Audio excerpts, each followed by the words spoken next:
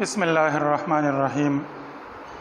ہم ہوا کی عمل کی وجہ سے جو نقوش زمین پر بنتے ہیں اس کے بارے میں پڑھ رہے ہیں۔ پچھلے لیکچر میں ہم نے ہوا کے عمل کٹاؤ کی وجہ سے جو زمینی نقوش بنتے تھے اس کے بارے میں پڑھا تھا۔ آج کے لیکچر میں ہم ہوا کی وہ نقوش پڑھ رہے ہیں جو عمل تہنشینی یا ڈیپوزیشن کی وجہ سے بنتے ہیں۔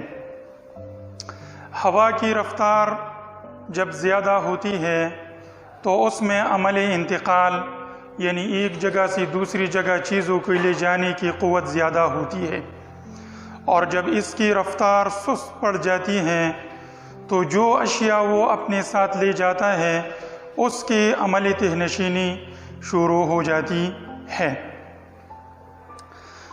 تو ہم پڑھتے ہیں کہ وہ نقوش جو ہوا کے تہنشینی کی عمل کی وجہ سے بنتے ہیں، اس میں سے ایک ہے ریت کے ٹیلے۔ صحراؤں میں ایسا ہوتا ہے کہ ہوا کی رفتار بہت زیادہ تیز ہوتی ہے، جس کے نتیجے میں وہ مختلف اشیاء اور خصوصاً ریت ایک جگہ سے دوسری جگہ لے جاتا ہے، اور جب ہوا کی رفتار کم بڑھ جاتی ہے تو وہ ریت ایک جمع ہو کر ایک ڈھیر بن جاتا ہے۔ تو ہوا جو ریت اپنے ساتھ لی جاتا ہے اور دوسری جگہ ریت کے جو ڈھیر بن جاتا ہے، اس ریت کے ڈھیر کو ہم کہتے ہیں ریت کے ٹیلے۔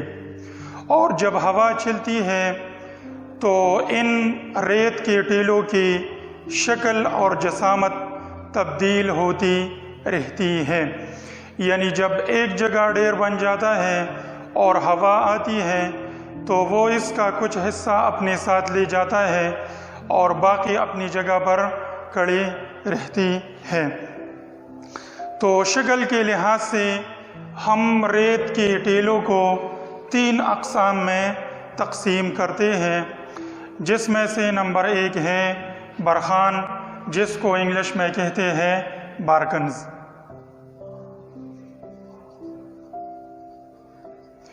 یہ کیا ہے؟ جب ہوا چلتی ہے اور ریت ایک جگہ سے دوسری جگہ لے جاتی ہے تو یہ برہان اس طرح بنتے ہیں جیسے ہلال، یعنی یہ ہلال نما کی شکل اختیار کر لیتا ہے، اور یہ ریت جو ایک جگہ سے دوسری جگہ منتقل ہوتی ہے، یہ اس طرح بنتی ہے جیسے چاند یا ہلال، تو اس کو ہم کہتے ہیں برہان۔ دوسرا جو ہمارے پاس ریت کے ٹیلے کی قسم ہے وہ ہے لمبے ٹیلے۔ جب ریت کے ٹیلے ہوا کی سمت کی متوازی ہوتی ہے، یعنی جس ڈائریکشن میں اور جس سمت میں ہوا چلتی ہے، یہ ریت کے ٹیلے اسی سمت میں اور ڈائریکشن میں بنتے ہیں، اس کو کہتے ہیں لمبے ٹیلے۔ یعنی ہم اس طرح کہہ سکتے ہیں کہ اس ڈائریکشن میں ہوا چل رہی ہے اور یہ جو ریت کے ٹیلے بن رہے ہیں یہ بھی بالکل ہوا کے متوازی ہے، بالکل اس کے پیرالل بنتے ہیں، تو اس کو ہم کہتے ہیں لمبے ٹیلے۔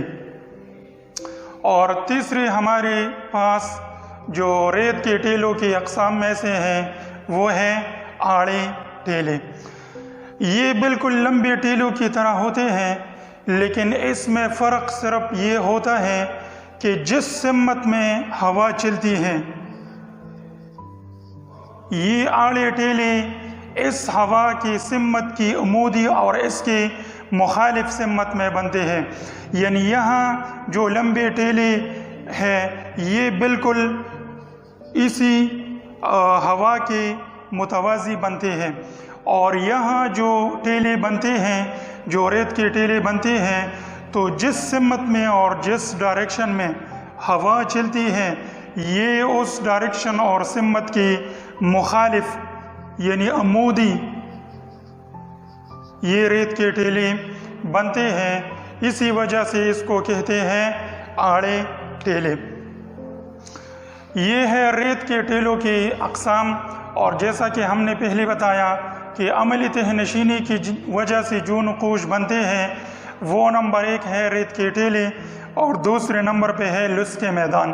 تو ریت کے ٹیلوں کو ہم نے 3 ڈویژن میں تقسیم کیا، اس میں سے ایک برہان، دوسرے لمبے ٹیلے، اور 3 نمبر آڑے ٹیلے۔ ریت کے ٹیلوں کی اقسام کے بعد ہم ہوا کی عملی تہ نشینی کی وجہ سے جو نقوش بنتے ہیں اس میں سے 2 نمبر ہے لوئس کا میدان۔ لوئس کا میدان کسے کہتے ہیں؟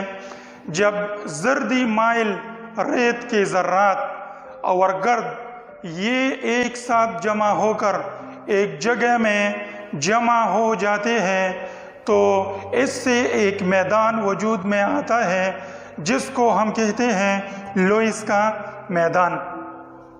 یہ لوئس یہ جرمن زبان کا لفظ ہے،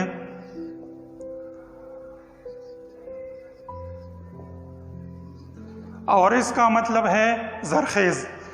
یعنی لوئس کا میدان یہ قابل کاشت ہوتا ہے، اس میں مختلف قسم کی چیزیں اگائے جاتے ہیں، اور یہ اسی وجہ سے قابل کاشت ہوتے ہیں کہ اس میں جو زردی مائل ریت ہوتی ہے اور گرد بار ہوتی ہے یہ پلانٹس اور پودوں کی نشو و نما کے لیے اہم ہوتے ہیں۔